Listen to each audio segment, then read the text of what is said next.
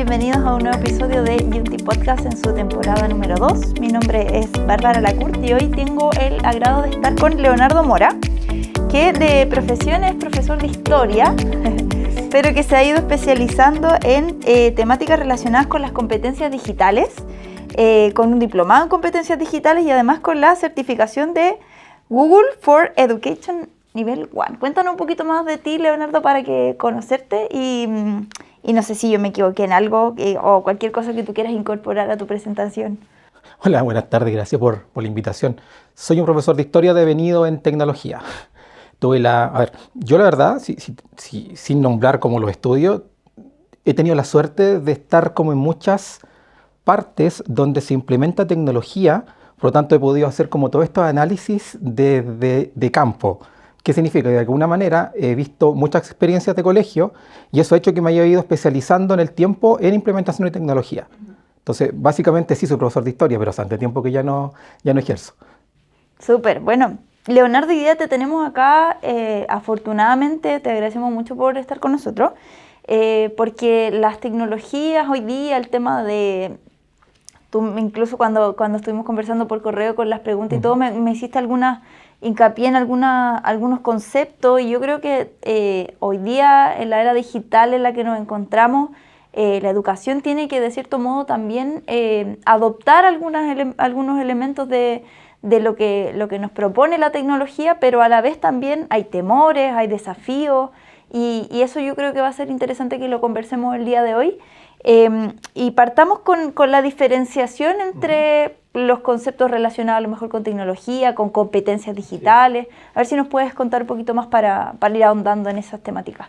Sí, de alguna manera la educación se encuentra en un periodo bastante complejo entre lo que yo podría calificar como el discurso de lo que debiera ser y lo que realmente es. Esto lo puedo resumir de alguna manera en que si tú piensas bien, ¿cuándo aparece la emergencia de las tecnologías? De alguna manera, si uno lo piensa, esto aparece aproximadamente en la pandemia. Cuando digo la pandemia me refiero a que rápidamente nos fuimos a una forma de trabajar que era digital. Por lo tanto, todo lo que había pasado antes con tema de tecnología se suponía que era lento. Se suponía que de alguna manera tú tenías el tiempo para poder implementar tecnología en la escuela. Pero llega la pandemia y tú rápidamente tuviste que acostumbrarte obligadamente a trabajar con tecnología. Y eso fue un tema bastante complejo para los profesores y para los que trabajamos con tecnología, porque se empiezan a confundir los conceptos entre educación tecnológica y tecnología para el aprendizaje. Voy a ser bien claro con esto porque quiero separar los conceptos. Cuando yo hablo de tecnología no estoy hablando de un aparato tecnológico. Perfecto. Y eso es súper importante hacer la diferenciación entre una tecnología como artefactual, donde los aparatos son importantes, que de alguna manera el computador, la mejor inteligencia artificial, que vamos a entrar un poco a hablar de eso, la mejor conexión a internet, choca un poco con lo que el profesor debe saber con tecnologías.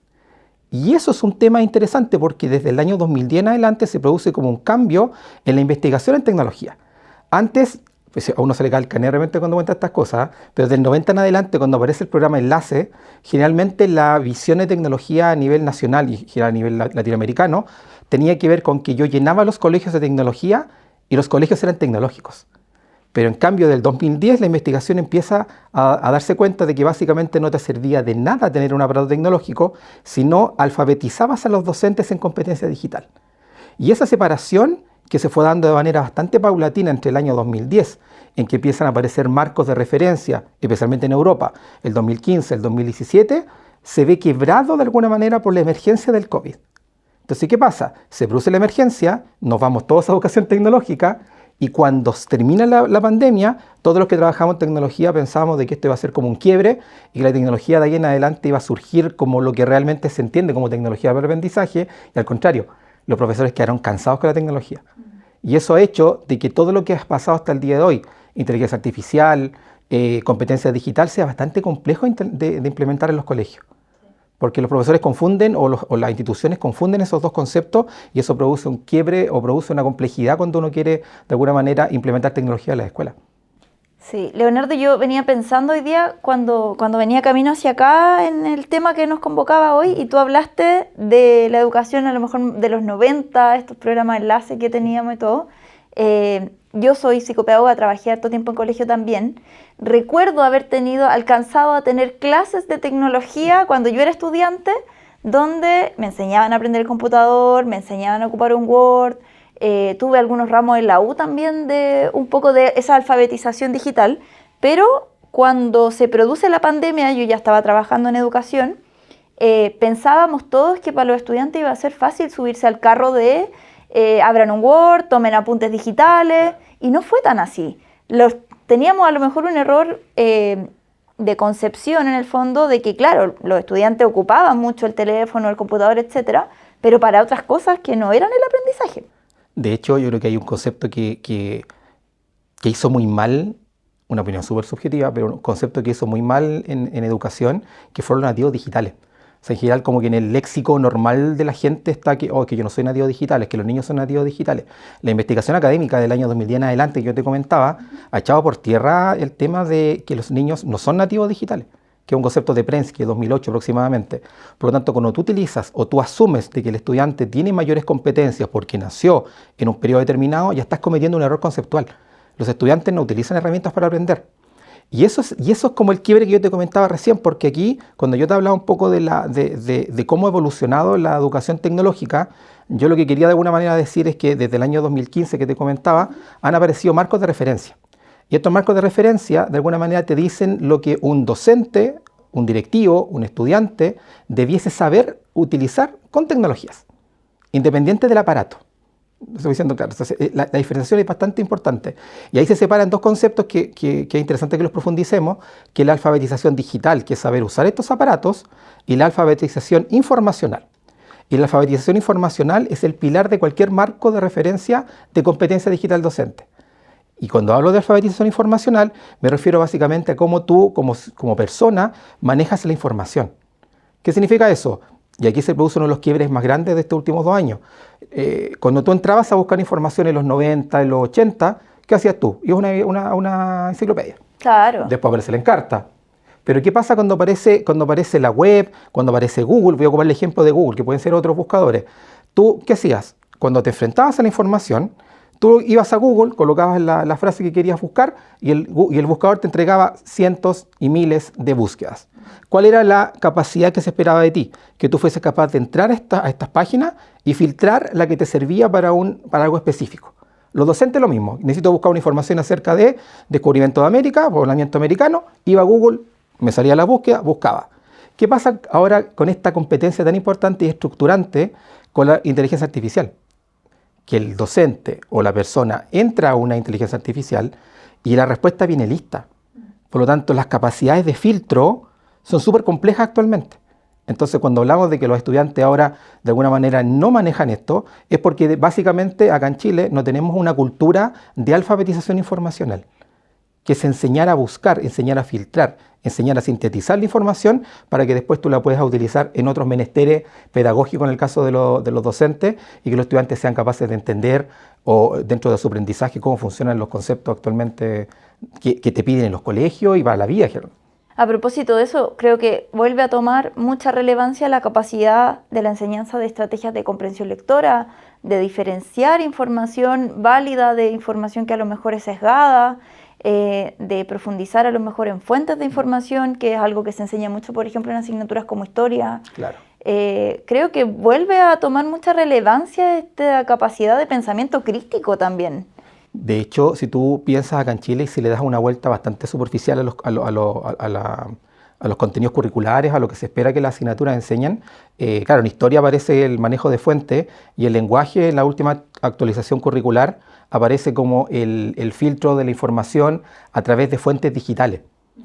Pero esto, y aquí es un poco lo que tú dices, porque claro, la comprensión lectora de alguna manera es esencial para entender esto, pero de alguna manera volvemos a lo mismo, que la comprensión lectora está acá y la alfabetización informacional está acá. Entonces, si no hay una articulación entre estos dos conceptos, malamente vas a entender el mundo de hoy. Y eso es un poco las complejidades que yo nombraba en un principio, que lo que se enseña en los colegios actualmente no están en consonancia completamente, y eso obviamente se están haciendo todas las actualizaciones curriculares actualmente. Hay una actualización curricular que se viene ahora el 2025, 2026, disculpe. Y este tema de la ciudadanía digital, de un ciudadano que entienda el mundo de hoy, no está completamente presente en lo que se enseña a los estudiantes. Entonces eso es lo que produce de que básicamente todo lo que pasa en las escuelas a veces pareciera que no tiene relación con el mundo digital. Y ahí tiende a confundirse lo digital con todo lo que pasa con los celulares.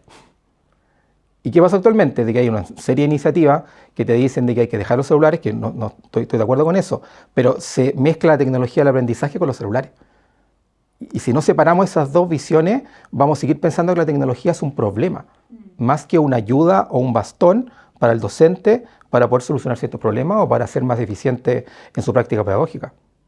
Ya, ahora, claro, tú hacías la diferenciación de las herramientas tecnológicas. Hoy día, durante mucho tiempo se habló como del tema de las TICs y todo, y de repente también voy a ser súper a lo mejor subjetiva con esto que voy a decir, pero nos quedamos en que el uso de las herramientas era mostrar un PPT y ahí nos quedamos. ¿Es ese el camino? ¿Por ahí va la cosa? Ahí a lo mejor me estoy yendo como al medio, pero... Es que hay un proceso. Yo creo que ahí sí no está mal lo que estás diciendo, porque hay un proceso y ese proceso es competencial. Mira, para graficar esto, cuando tú hablas de un marco competencial, tú hablas de finalmente todo lo que se espera que un docente, un alumno, un ciudadano del siglo XXI sepa. Y las competencias digitales, voy a hablar solamente del marco INTEF, que es como el más conocido a nivel internacional con el ISTE, te hablan de que la primera gran competencia tiene que ser esta alfabetización, que es lo que hemos estado hablando. Pero la segunda y la tercera tiene que ver con esta creación de contenidos digitales y con la comunicación y colaboración. Esto es bastante progresivo, se entiende bien. Tú primero aprendes a manejar información, aprendes a buscarla, aprendes a filtrarla a través de todo lo que hemos estado conversando, pero después cuando la tienes, ¿qué haces con ella? Y ahí viene lo que te comentaba recién, comunicación, colaboración. ¿Cómo comunico esta información a mis estudiantes? Era una actividad de los estudiantes, una tarea, voy a decir así, en el sistema escolar chileno, una presentación de un profesor, porque básicamente lo que el profesor ha utilizado este tiempo es PowerPoint.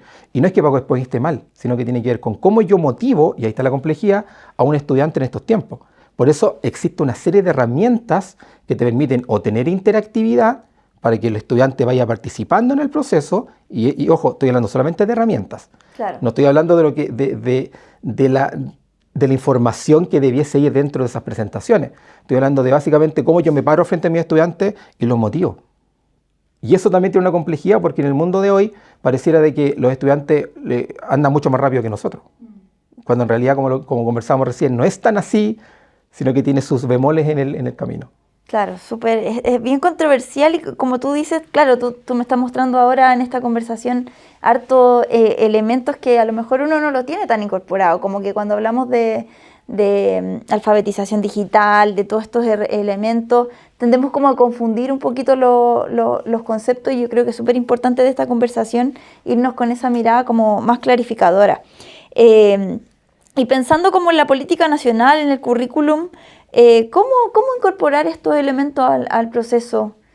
Se están haciendo muchos esfuerzos en relación de esto. Hay redes de docentes, hay empresas privadas que están trabajando mucho con esto, pero básicamente esto tiene que ver, insisto, con un proceso de alfabetización que venga desde arriba. Aquí se le tiende a cargar mucho la mano al docente con respecto a la responsabilidad que se tiene con las tecnologías. Cuando las personas que me conocen lo digo por el código rayado, son siempre decisiones institucionales. O sea, en el fondo, aquí no te sirve, y aquí voy a responder un poco la pregunta que me hiciste antes, que tiene que ver con qué docente es el más preparado. Pareciera que el docente tecnológico, es que una chapa, yo llego al colegio muchas veces y te dicen, no, es que yo tengo profesores súper tecnológicos. ¿Qué significa eso? Que hacen mejores presentaciones. Porque utilizan más herramientas tecnológicas y a los niños les gusta. Pero ¿qué pasa si tú tienes en un colegio un profesor súper tecnológico? Imagínate que tienes 40 profesores en un colegio, puede ser muchos más. Y de esos 40 profesores, solamente 5 son tecnológicos. ¿Qué pasa con los otros, con el restante? Se te produce a ti como directivo, como institución educativa, como, no sé cómo decirlo, incluso a nivel ministerial, se te produce una diferencia tan grande, o una brecha tan grande entre el profesor que maneja tecnología y el que no la maneja, que los estudiantes, y aquí me parece como un estudiante, ve a un profesor que hace esto y ve a un profesor que hace esto otro, y es tan grande la diferencia que claramente se produce una disonancia cognitiva. En el fondo, ¿cómo aprendo? ¿Aprendo mejor con el que es tecnológico o el que utiliza técnicas, voy a decir así, como antiguas, pero mucho más eficientes dentro del proceso de enseñanza-aprendizaje? Entonces, esa disonancia se produce a todo nivel porque, insisto, el profesor no es el que tiene solo la responsabilidad de mejorar sus competencias digitales. La institución tiene la responsabilidad de llevar al colegio a esa línea.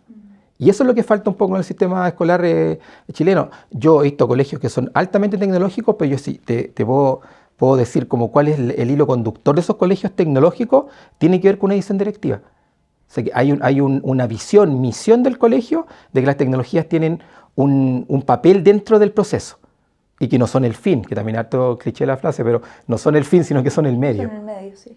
Pero es una visión institucional. Si no, en el fondo vamos a seguir teniendo profesores súper avanzados tecnológicamente y vamos a tener a docentes que no lo están. Claro, claro que sí. Y lo mismo va a pasar con nuestros estudiantes en el futuro. Y eso se traduce en lo que le pasa a los estudiantes y que pierden la motivación por el aprendizaje, porque básicamente también hay otro tema que es un poco más conceptual y quizás un poco más largo de discutir. Los mecanismos que desencadenan el aprendizaje tampoco están tan claros. O sea, toda la investigación desde mucho tiempo atrás intentan entender cómo se producen los aprendizajes. Entonces hay gente que, claro, que entiende de que el aprendizaje debe ser competencial, no memorístico, y entra toda esa discusión actual de si las pruebas estandarizadas realmente te entregan la medición del aprendizaje. Son formas de medir, pero existen muchas más. Y por eso falta una mirada competencial, digital, en el sistema educacional chileno. Nosotros en general, lo que yo estaba trabajando hace bastante años es justamente en colegios que van tras esa mirada. Y esa mirada se logra, según mi percepción y mi experiencia, primero diagnosticando el colegio. Ya, eso me gusta. A ver, ¿cómo hacemos un proceso para llegar, digamos, a una fase donde a lo mejor yo como colegio hago una evaluación, miro y digo, quiero avanzar en este camino? ¿Por dónde partir? Buena pregunta, porque esto es lo que en general yo he estado como analizando desde el punto de vista conceptual y desde el punto de vista práctico. Todo parte de entender el colegio. Es como tomar la temperatura.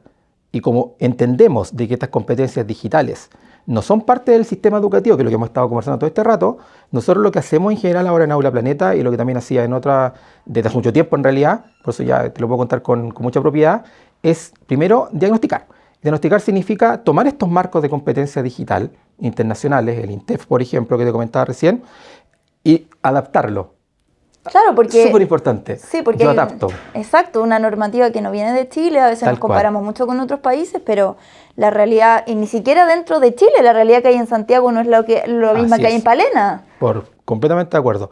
Y tomando en cuenta eso, lo que nosotros hemos hecho es tomar los marcos internacionales, adaptarlos a la mirada chilena, incluso cambiándole el lenguaje, cambiando los niveles de complejidad. Esto te lo puedo graficar de la siguiente manera, que es bien interesante, porque los marcos internacionales, por lo menos el marco INTEF, tiene, al igual que los marcos de enseñanza del inglés, parten desde el A1 hasta el C2. Perfecto. A1, A2, B1, B2, hasta el C2. Y cuando tú miras el marco internacional, europeo, más encima, tú miras, por ejemplo, un profesor en C1 y un profesor en C2, claramente es un profesor que trabaja emprendimiento, por ejemplo, para sus estudiantes. Emprendimiento o es un profesor que no está trabajando solo en su colegio, sino que es un profesor que mira otras escuelas, muy el sistema finlandés, por ejemplo, en España, que tienes que certificarte también en estos niveles de forma obligatoria, pero tú cuando miras la realidad chilena, tú no puedes tratar de ubicar un profesor en un C1 o en un C2, sino que lo que tú haces es tomar los niveles competenciales y adaptarlos. Después de esa lectura, que bueno, esto como te digo, lo hemos estado haciendo hace bastante tiempo, después de eso tú llegas al colegio y aplicas este diagnóstico. Y este diagnóstico te dice, ok, tú tienes a tus profesores en estos niveles y a dónde quieres llegar. Y ahí voy a la decisión institucional. Entonces, claro, los diagnósticos tienen 90 preguntas, pero tú no vas a trabajar en 90 dimensiones, sino que cuando tú haces este diagnóstico, miras los niveles y miras cómo está el colegio, tú dices, ok, mira, esta es tu panorámica, estos son tus profesores, estos son tus directivos. Nosotros hemos hecho algo bien interesante, que es comparar lo que piensan los alumnos, lo que piensan los docentes y lo que piensan los directivos. Entonces tú le dices, mira lo que piensan tus alumnos. Parte un ejemplo. Nosotros le preguntamos a los profesores, ¿ustedes filtran la información cuando entran a los buscadores, al que sea, y lo enseñan? Y el profesor te coloca en la encuesta, sí, sabe que sí, lo hago todo el tiempo. Pero tú le preguntas a los alumnos, en tu colegio, ¿te enseñan a filtrar la información cuando ingresas a los buscadores? Y los alumnos, es que no tengo idea de lo que me están hablando.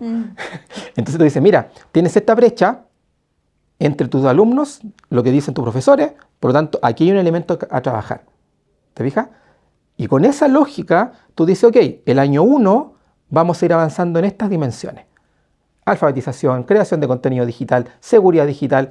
El año 2 lo vas complejizando. Y aquí he tenido la suerte de mirar esta experiencia en el tiempo. Yo tengo que lo he estado haciendo desde antes de pandemia, mucho antes. De hecho, del año 2013-2014, cuando empiezan a aparecer como los primeros marcos, las primeras como visiones con respecto a esto. Claro, ha cambiado mucho en el tiempo, pero nos permite tener una visión bastante amplia de qué se requiere. Y ahí he visto experiencias muy interesantes. Ya, y podrías contarnos alguna experiencia como... Porque, claro, esto es a veces, no sé, como lo que hablábamos, uno lo da como por sentado.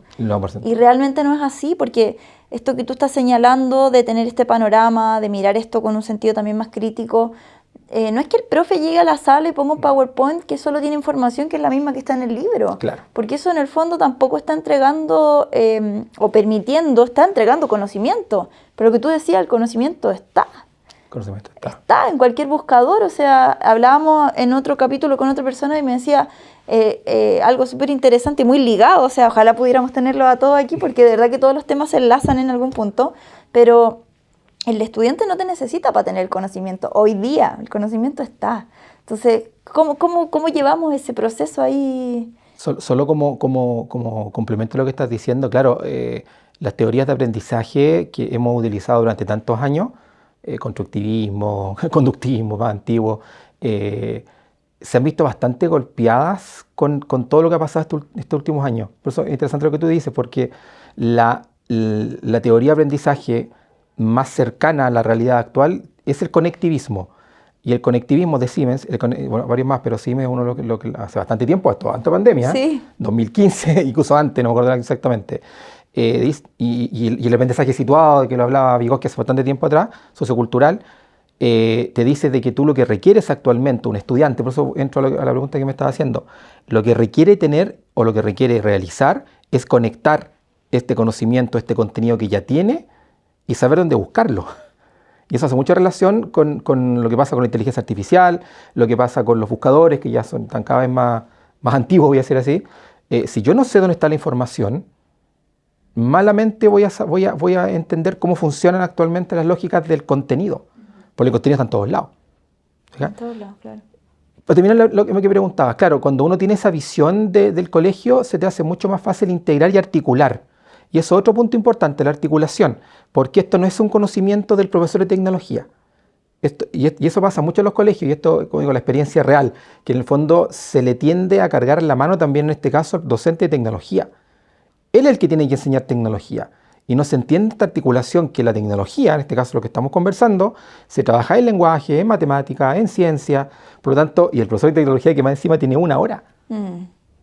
Entonces, si tú miras eso y no entiendes que hay una articulación donde lo importante dentro de esta lógica es que el colegio vaya tomando decisiones con respecto a la forma en que se presenta, a las formas en que se enseña a buscar. Mira, sin ir más lejos, y no hemos hablado mucho de inteligencia artificial, pero... ya venía la pregunta. Sí, no, es que incluso dentro de la enseñanza que debe ser real actualmente en el día de hoy, está como esta alfabetización algorítmica. No sé si estos días viste toda la polémica que se produjo por la imagen de Estudio Ghibli en... Sí. Sí, o sea, que el fondo ChatGPT, OpenAI, hizo todo... que tú colocas ahí en el ChatGPT el tema de haz una imagen Estudio Ghibli. Lo que ha traído a colación, por poco lo que estamos hablando, que eso es algo, voy a decir, de uso diario, de uso común, de que todos de alguna manera lo hicimos para conectarlo con la enseñanza, entender de que cuando pasan cosas como esas que son virales, detrás de eso hay muchos elementos interesantes de trabajar. La privacidad, por ejemplo. Aquí claramente Estudio Ghibli no le entregó la autorización, el derecho de autor para trabajarla. Entonces tú dices, ¿qué pasó ahí? Y ahí tú dices, claro, lo que pasa es que lo que pasó con este caso, con el algoritmo, aquí voy a simplificar un poco la conceptualización, pero el algoritmo que entrenó para que apareciese esa imagen, no sale de Estudio Ghibli, pues sale de los miles y millones de personas que habían escrito acerca de eso. Y la IA se entrenó en eso. Por lo tanto, cuando te entrego una imagen estilo Estudio Ghibli, no es Estudio Ghibli. Y eso pasa en el fondo para entender de que en el mundo actual el tema de la privacidad, el tema de los derechos de autor, el tema de entender por qué te entregó esa respuesta y no otra, que es lo que se entiende como sesgo algorítmico, se torna digital dentro de la enseñanza educacional de todos los niveles. Y de todos los niveles. O sea, no estamos hablando solamente de colegios, sino que estamos hablando del ciudadano digital del siglo XXI.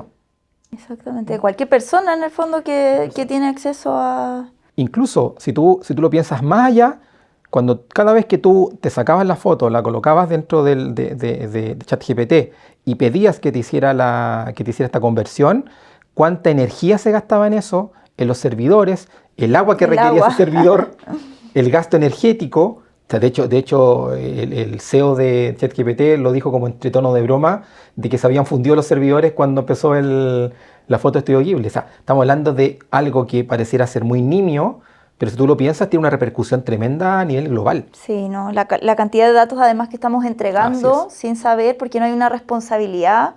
De hecho, bueno, no sé si es el tema que convoca hoy día, porque de verdad que estaba demasiado entretenida la conversación y nos lleva a millones de elementos, pero incluso en cuanto a normativas legales, yo creo que las normativas quedaron atrás a nivel de derechos de autor y todo en relación a cómo ha avanzado de rápido, yo creo que en meses, la cantidad de inteligencia artificial que no... No, y si tú lo piensas bien, es un monstruo que se creó de hace muy poco tiempo, a pesar de que el concepto de inteligencia artificial es bastante antiguo, y ha traído cosas muy paradójicas. Se venía escuchando hoy día un podcast que hablaba justamente con ese tema de la imagen, y algo bien interesante, no entretenido, que ChatGPT, que de alguna manera es la más conocida, le pasó esto con el estudio Ghibli, y le pasa y todas las empresas, yo insisto, Estudio Ghibli es un ejemplo, pero el tema de los derechos de autor es una constante de qué es lo que hacen los autores actualmente para poder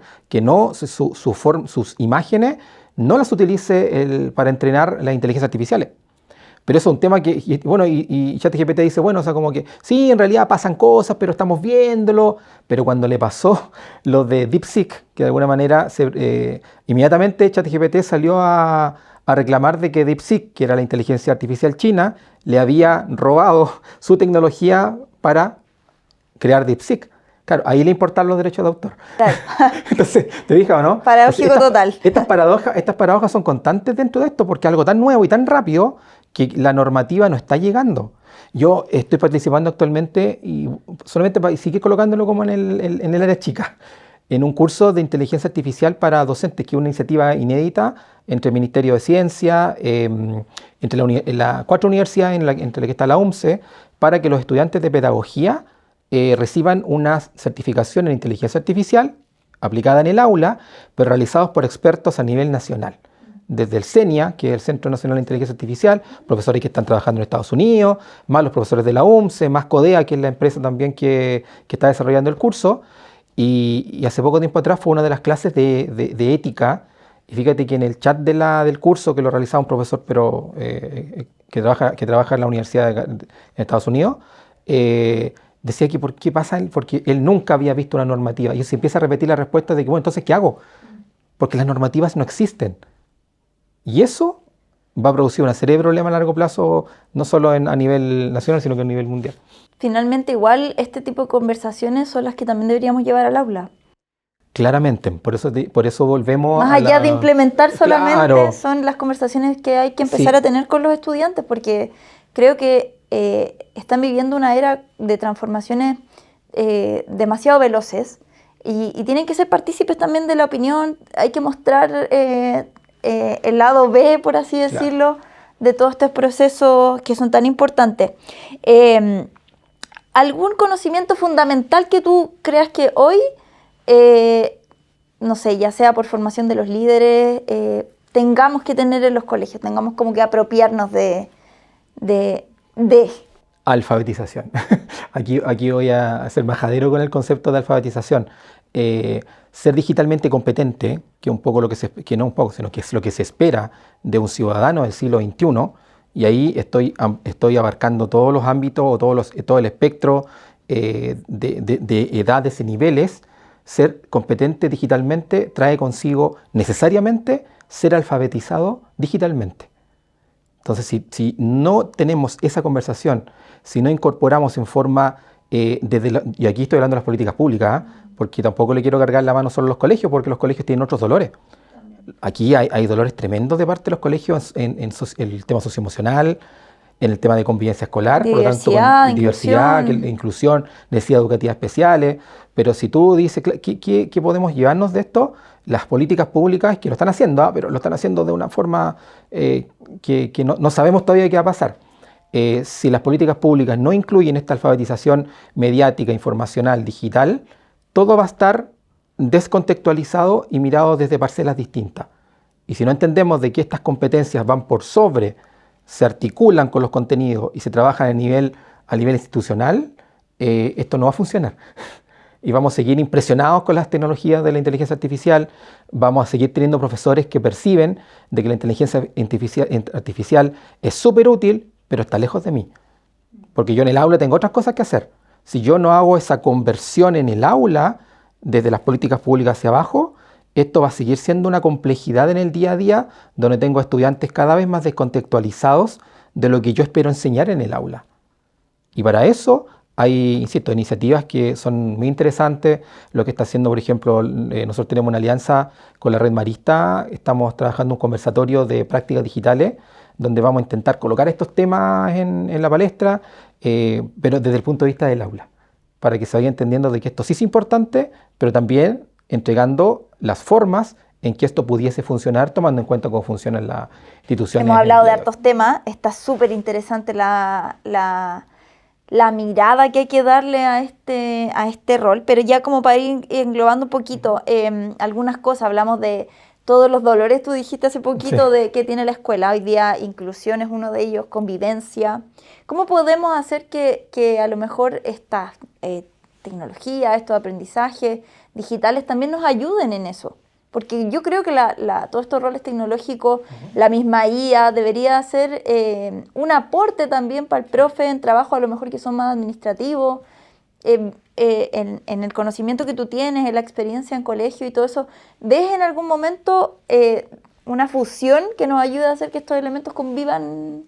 Sí, y de hecho creo que si yo entiendo bien estas tecnologías, que es un poco lo que hemos estado conversando todo este rato, cuando yo las entiendo en su punto, no sé cómo ser súper específico con esto, si yo entiendo para qué me sirven exactamente, cuál es el uso que tienen, cuál es el resultado que me entrega y cuál es la finalidad de esa herramienta, o sea, a más conocimiento, mejor, de alguna manera, el docente, si entiende bien las herramientas, de alguna manera va a poder ser más eficiente en su trabajo. Ahí quería llegar.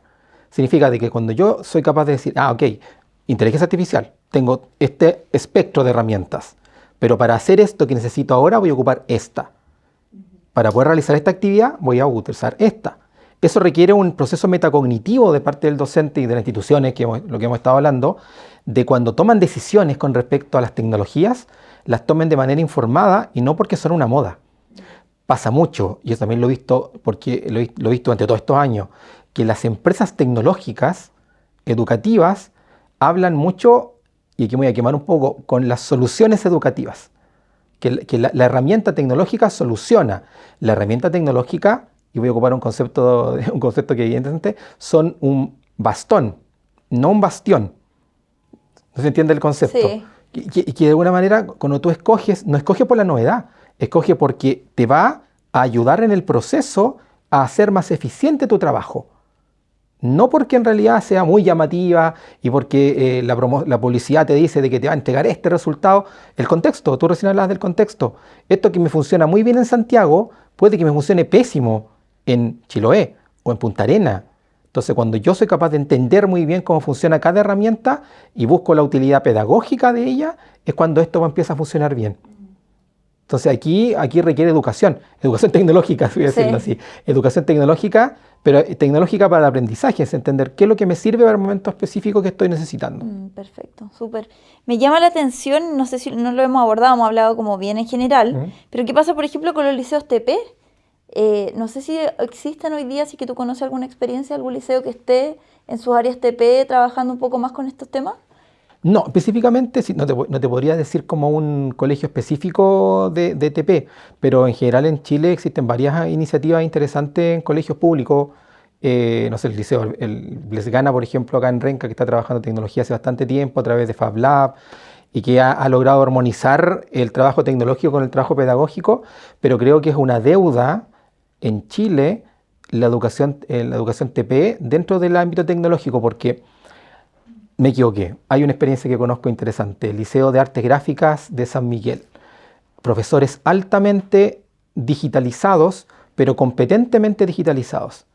Creo que sí, porque veo ese detalle. Complementando ese detalle. Ahí sí, tuve la oportunidad de conocer este colegio, ahora en un curso ahora justamente de inteligencia artificial y gamificación, y me llama la atención lo altamente competentes digitalmente que eran los docentes. Son alumnos que van a salir de carreras de publicidad, de diseño gráfico, pero ahí se ha dado una fusión interesante entre la empresa privada y la educación TP. Porque, por ejemplo, tienen salones espectaculares para trabajar el diseño gráfico, pero al mismo tiempo tienen una capacitación en docentes bastante potente en metodologías activas. Entonces, como para cerrar la idea, creo que independiente de la dependencia, la metodología que se adapte y cómo se adapta también al contexto del colegio es lo que te va a dar una medida del éxito de una implementación tecnológica. Buenísimo, súper. Bueno, hablamos de la experiencia positiva, de adecuar el contexto. No sé si hay alguna idea con la que quieras cerrar esta conversación que ha estado bien entretenida. Y bien amplia. es que es inevitable, porque en realidad sí es la educación, pues la educación no está como sola en el mundo, no es algo aparte, no está fragmentado de lo que pasa en el resto de la sociedad, y yo creo que eso es importante como traerlo a la mesa, porque inevitablemente va a tocar harto. Me gustaría cerrar con una idea y no solo de competencia digital, sino que entender de que en el mundo actual ser digitalmente competente no es una opción, sino que es una necesidad y casi una obligación, voy a decir así. Que esto puede sonar un poco agresivo al decirlo así, pero estoy hablando de que en el mundo actual, a mayor cantidad de competencias digitales, mayor cantidad de mayor cantidad de problemas tú puedes solucionar en el día a día. Porque como tenemos y esto no está, porque no quiero como que no se entienda mi reflexión, esto no está descontextualizado de las viejas prácticas, voy a decirlo así. Uh-huh. Porque hay una cosa que la inteligencia artificial no hace, que es entender. O sea, tú puedes creer de que la inteligencia artificial te entrega una respuesta, pero la inteligencia artificial no reemplaza nunca a un docente. Por lo tanto, por eso es tan importante de que de alguna manera la competencia digital se entienda como una competencia global.